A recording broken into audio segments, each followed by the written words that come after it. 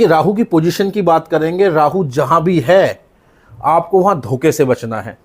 अब मैं ऐसा क्यों कह रहा हूं और सभी भावों पर लगाकर बताऊंगा कि जहां भी राहु बैठते हैं उन रिलेशनशिप्स में सबसे ज़्यादा धोखे मिलते हैं, या जहां बैठते हैं उन कार्यों में सबसे ज़्यादा धोखे मिलते हैं।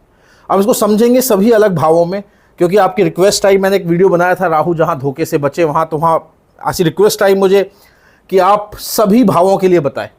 तो समझ लीजिए पहले भाव से शुरू करेंगे और 12 भाव तक जाएंगे। तो ऐसा क्यों? देखिए, सबसे पहली बात है कि धोखा आपको कहाँ मिलेगा। जो सबसे ब्लफिंग वाला ग्रह है या जो सबसे छल कपट वाला ग्रह है वह राहु ही है, क्योंकि राहु की नेचर को समझना है और हर ग्रह अपने नेचर के अनुसार फल देता है। तो राहु के अंदर सबसे बड़ी बात क्या है, राहु में एक तो भ्रम पैदा करता है क्योंकि भ्रम का कारक है, और दूसरा राहु में छल कपट बहुत है। इसको चांडाल से भी बोधित किया जाता है, बताया जाता है, गुरु चांडाल दोष। तो चांडाल का कार्य क्या है? आपको भ्रमित करना या आपको गलत रास्ते पर ले जाना। तो जब भी राहु आपके पहले भाव से होंगे तो यहाँ अपने आप से धोखा नहीं करेंगे, लेकिन भ्रमित रहेंगे। डिसीजन मेकिंग में आपको हमेशा दिक्कतें आएंगी अगर बृहस्पति का साथ नहीं मिला। आप हमेशा डबल माइंडेड रहेंगे और आपको हमेशा कभी भी कोई काम आपके पास आएगा तो उसमें नेगेटिव पहले देखेंगे और पॉजिटिव बाद में।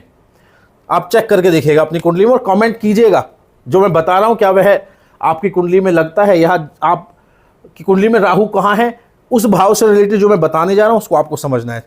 अगर मान लीजिए दूसरे भाव में है तब क्या होगा? देखिए, कुटुंब का भाव है, तो यहाँ कहीं ना कहीं कुटुंब में आपको वह सपोर्ट नहीं मिलेगा जिसकी आप अपेक्षा रखते हैं। हालांकि धन के लिए कहीं ना कहीं यह बहुत अच्छी स्थिति है राहु की, अगर नक्षत्र में और D9 में भी साथ दे दे। वहीं राहु यहाँ बोलने की बहुत अच्छी शक्ति देगा, लेकिन कुटुंब से सपोर्ट मिलने नहीं देगा, या धोखा वहीं सबसे ज़्यादा आपके साथ होगा। थर्ड हाउस में अगर आ जाते हैं तो यह छोटे भाई बहनों का भाव है, पड़ोसियों का, तो वहाँ से आप सपोर्ट कम ही एक्सपेक्ट करें। राहु यहाँ रहने के बाद आपके संबंध अच्छे बनने नहीं देगा, पर वहीं पराक्रम, कम्युनिकेशन, मास कम्युनिकेशन में बहुत अच्छे रिजल्ट देने वाला है। चौथे भाव में आ जाए तो कभी भी आप भूमि, भवन, वाहन खरीद रहे हैं तो डबल चेक कर लें पेपर्स को, क्योंकि यहाँ पर गलती होने की संभावना बहुत ज़्यादा बन जाती है। लेकिन वहीं यह माँ के सुखों में डेफिनेटली कमी कर देगा आपके। पर देशकाल परिस्थिति डिपेंड करती है, क्योंकि देशकाल परिस्थिति को हम नहीं भूल सकते। और अगर मान लीजिए दृष्टि संबंध बन जाए कहीं बृहस्पति से, या बृहस्पति की दृष्टि चौथे भाव पर आ जाए तो इसमें कुछ कमी आ जाती है। लेकिन इंडिविजुअली अगर मैं बात करूं राहु की, तो राहु अगर यहाँ होगा तो इस तरह की प्रवृत्ति देगा, क्योंकि उसकी प्रवृत्ति ही वैसी है।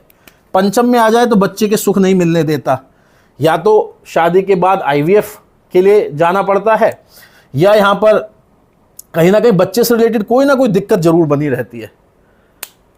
लेकिन ये होगा उसी केस में जब कोई शुभता नहीं होगी, पंचम भाव में, या डिस्पोजिटर वीक होगा।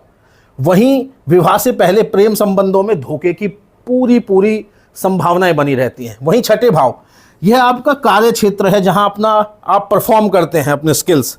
तो कार्य क्षेत्र में यहाँ शत्रुहंता योग है, लेकिन शत्रु बनने से तो नहीं रोकेगा, शत्रुहंता बनने के बाद रोकने का कार्य जरूर करेगा। और वर्क प्लेस पर आप बहुत विश्वास करके नहीं चल सकते। वहीं सप्तम भाव में यह आपकी स्पाउस का भाव है, पार्टनरशिप।